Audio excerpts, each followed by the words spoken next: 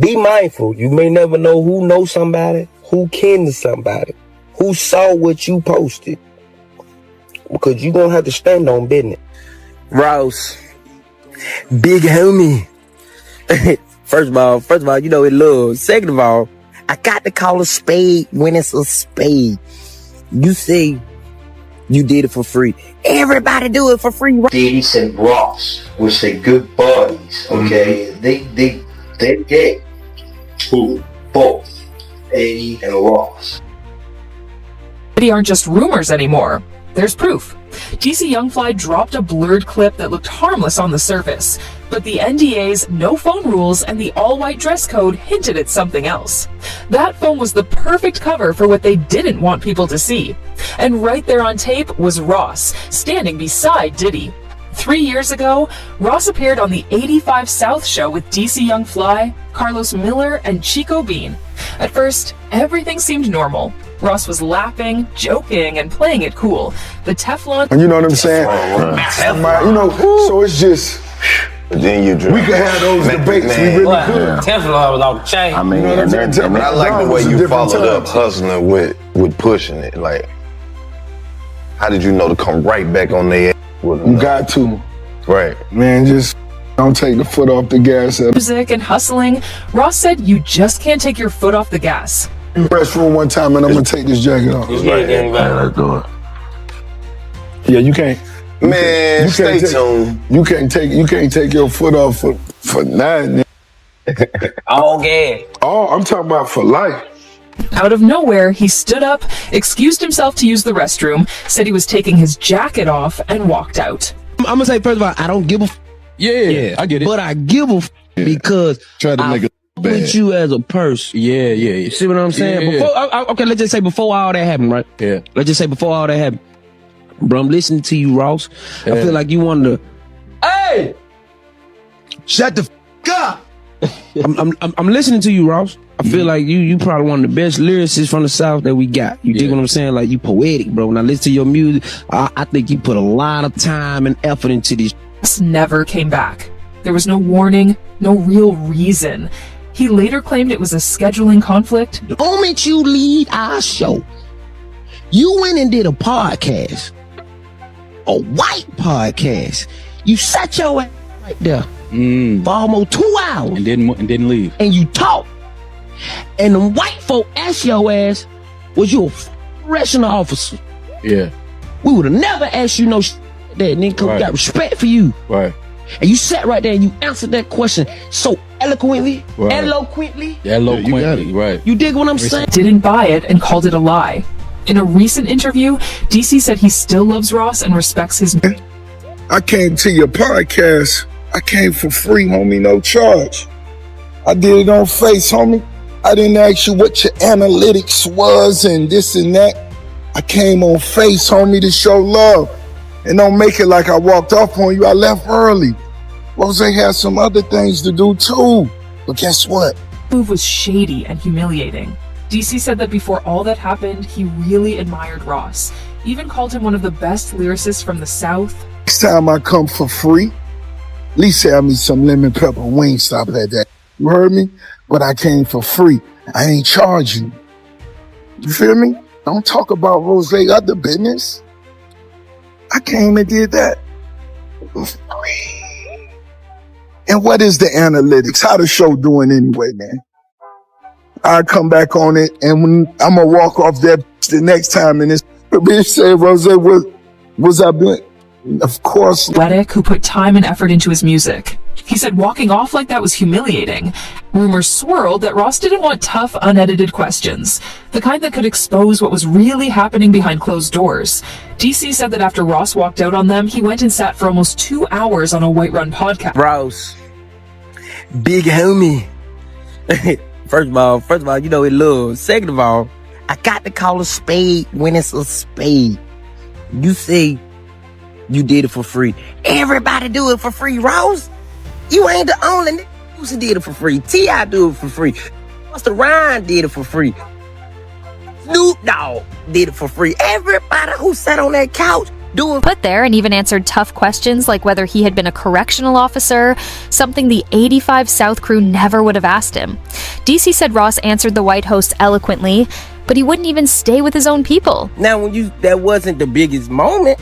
Now, that's one of the viral moments, but Boosie episode 8 million. Got Country Wayne shit like 6-7 million. Like, we do numbers, we do analytics. Our analytics, we was the biggest before you came, and we was the biggest afterwards. So you always got room to come back to be on the biggest podcast in the world, correct? You dig what I'm saying? But when you call a spade, it get started asking, what exactly was Ross running from?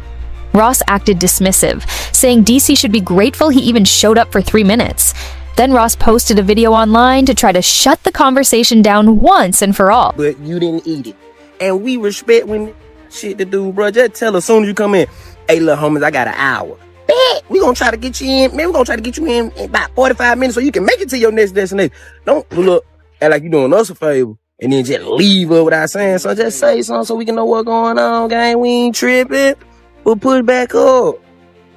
Your team, we called your team. We called the person who we called when you was on the way. Guess what they said?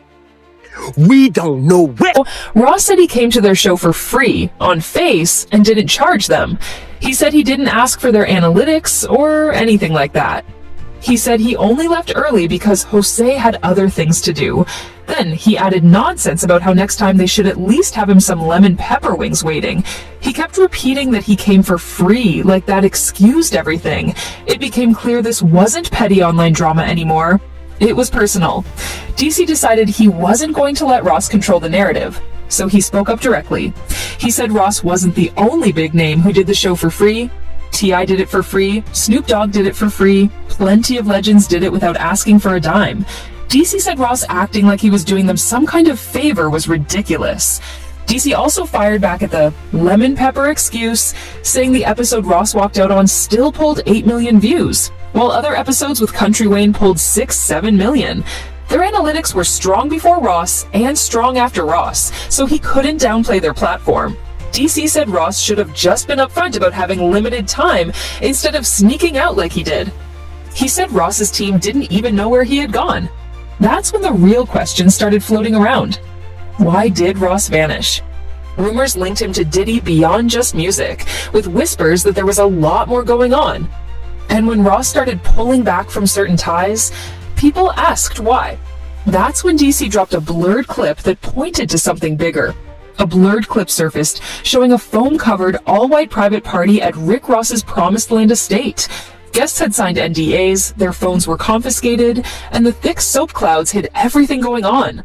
The timing raised eyebrows because DC Youngfly posted the clip right after Ross promoted another pool party scheduled for August 2nd, claiming DC himself would be there. Ross said in a promo, "Come to the Ricky Rose estate August 2nd for the pool party." He said he was going to DM DC Youngfly and have him host it. He promised it was going to be a vibe. Now, every celebrity pool party is under the microscope. Since Diddy's freak-off allegations, nothing gets overlooked. Old receipts are being dug up, even in Ross's music. Back in 2013, Ross rapped, "Put Molly all in her champagne, she ain't even know it." That lyric cost him brand deals. At the time, the backlash eventually faded, but now people are treating it as a breadcrumb. 50 Cent even called Ross out, hinting in his Diddy documentary that it would expose bottles, hidden parties, and women who later said they couldn't remember nights. At the time it was brushed off, but now it looks like a pattern. That foam party footage took on a life of its own. People slowed it down, froze frames, and picked out details, especially one guest who wasn't on the invite list. They didn't arrive with Ross, they didn't leave with Diddy, but they wore a thick metallic bracelet with a unique emblem. Fans compared it to paparazzi shots of someone tied to Diddy's circle. No names, no faces, but the message was clear. Here's where it got dark. In 2018, Jonathan O.D. opened fire at Trump National Doral. During police questioning, he ranted about being kept as a slave by Diddy and claimed both Diddy and Ross were part of secret rituals. He said Diddy and Ross were close, and even claimed he was forced into acts with Cassie, saying Sean told him what to do. He described having about 15 encounters and overhearing much more. Back then, the internet mocked him as a conspiracy nut. But after Cassie's lawsuit and leaked party clips, people began replaying that 2018 footage differently. Jonathan also claimed they were performing what he called satanic rituals, CIA-style mind programming on their own families, even kids. He said they bonded through those practices, mentioning Bohemian Grove and a bull symbol he called part of the Black Branch of the Illuminati. He accused them of locking him into contracts, infecting him with an STD, and hiding behind high-profile lawyers like Kenny and Ben Meiselas. He also said Ross had his own quiet agenda, claiming that's why Tupac was killed, because deaths boost record sales and fame. Then he added that Tupac was still alive in Cuba. Wild statements, but still one detail stood out. During his BET Lifetime Achievement Award speech, Diddy publicly thanked Kenny Meiselas by name. That award moment gave Jonathan's so-called ramblings a hint of credibility. Every big thing Jonathan mentioned, rituals, NDAs, tapes, Cassie, secret parties, has since been confirmed piece by unrelated sources. Suddenly, those soap parties looked less like fun and more like a ritual. The thick foam, all-white dress code, no phones, NDAs. It felt like initiation ceremonies, not pool parties. Strangest of all, old footage exists of Diddy and Ross literally covered in suds, laughing together while washing cars. In that clip, Ross said, "You know that tip's going to be good," almost like an inside joke. At the time it seemed silly, but now, after all the freak-off talk and ceremonial soap party rumors, people are rewatching it differently. When DC dropped the blurred foam party clip, it felt like a warning shot. Then, it got messier. DC went live holding back tears, saying he realized one of his own homeboys had secretly been hating the whole time. He said social media gave people the power to talk reckless without getting punched in the face. He said back when he grew up, anything you said, you had to be ready to stand on it, and sometimes that meant getting smacked in the mouth. DC's tone didn't sound like he was talking about random trolls. It felt personal, like someone close to him had taken a jab online. He reminded people that the old law still applies. Some things will still get you checked in real life. He said the old law is still in effect, so people better be mindful of what they post, because eventually someone's going to make them stand on it. DC didn't drop any names. He knew the internet would, and he's no random clout chaser. He's been inside the machine. There's footage of him at Combs Enterprises with the 85 South crew pitching to revolt.